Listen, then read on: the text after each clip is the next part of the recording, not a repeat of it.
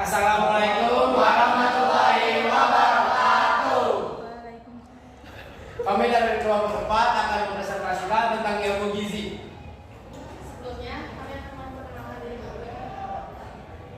Yang pertama ada Andi Prasetyo, yang kedua ada Azam Majaya, yang ketiga Dewan Febrani, yang keempat Jasmin Martia Gederu, yang kelima Muhammad Fadlin, yang keenam Monica Pinkan, yang ketujuh Muhammad Zaki Mas, yang ke-8 Satria Tama, yang ke-9 Parawira Reda Dwika, yang ke-10 Ramania Nurbiati.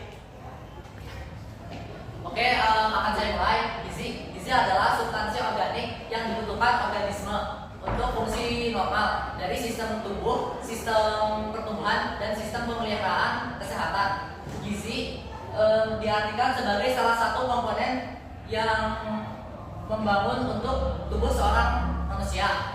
Gizi adalah zat yang memiliki berbagai macam fungsi untuk kelangsungan hidup manusia. Fungsi tersebut diantaranya adalah untuk meningkatkan proses pertumbuhan, menjaga dan memulihkan jaringan tubuh. Yang selanjutnya ada 8 pesan gizi seimbang. Yang pertama, makan makanan yang gizinya seimbang. Yang kedua, makan yang makanan proteinnya tinggi.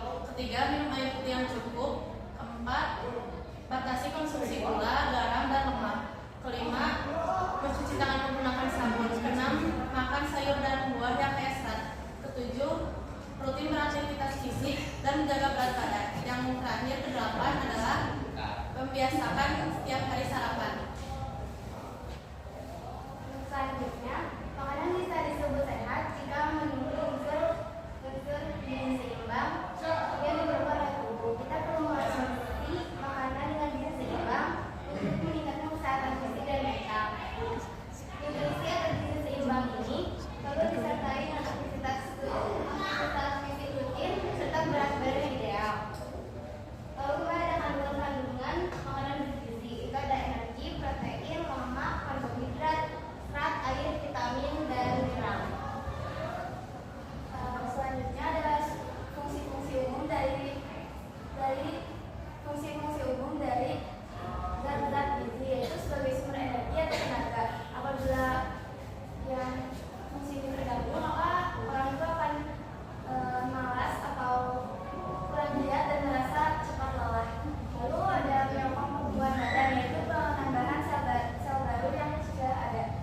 Apabila tubuh tidak cukup mendapat zat gizi, maka fungsi-fungsi itu akan menderita gangguan dan hambatan.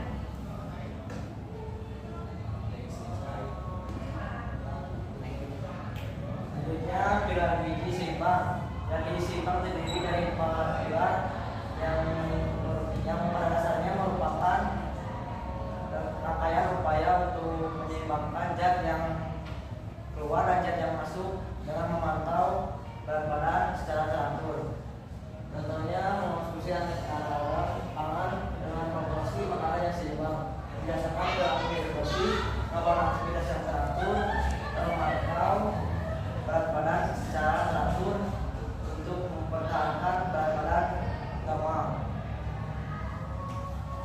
Dengan memilih makanan yang sehat, pilihlah makanan sesuai dengan kebutuhan, seimbang nutrisi dan nilai gizi.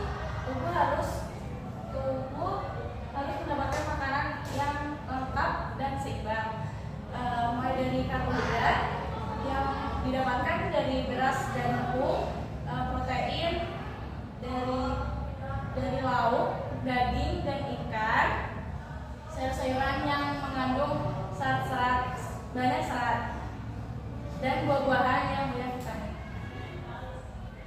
Makanan yang mengandung gula, garam, dan lemak dianjurkan untuk dikurangi. Minum air dalam jumlah yang cukup itu pun masuk ke dalam gizi seimbang. Karena pentingnya air dalam proses metabolisme tubuh dan juga mencegah agar tidak terjadi dehidrasi.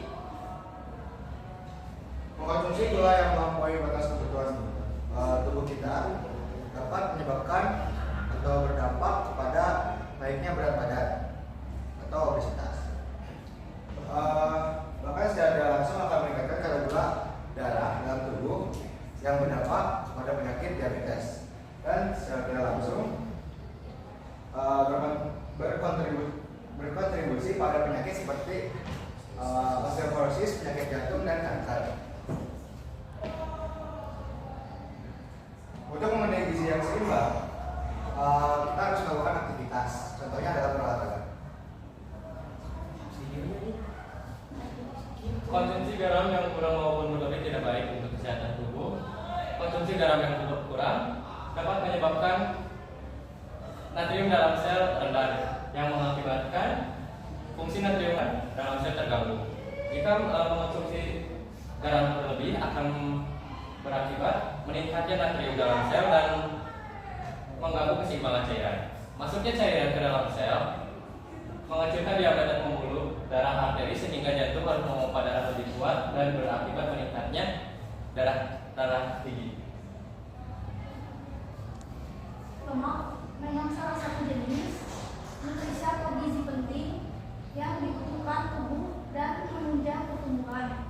Namun, kelebihan lemak atau berat badan justru bisa membawa dampak buruk untuk kesehatan. Dampak buruk akibat kelebihan lemak yaitu diabetes, penyakit kardiovaskular, terus kanker, mudah depresi, mengganggu proses reproduksi, terus penyakit pernapasan, risiko Alzheimer, sama masalah tulang. Oleh karena itu diperlukannya kesadaran dalam diri masing-masing untuk menjalani pola hidup yang sehat dan dapat memilih makanan yang baik yang sesuai dengan kebutuhan agar mendapatkan gizi yang seimbang.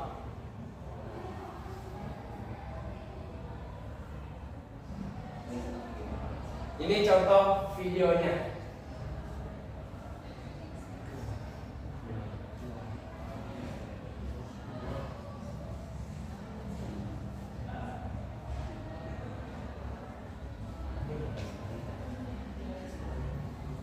Oke, cuma segitu videonya dan sekian dari kelompok 4. Kata-kata mutiara dari kelompok 4, seseorang yang tidak dapat berpikir dengan baik, mencintai dengan baik dan tidurnya jika seseorang itu tidak makan dengan baik.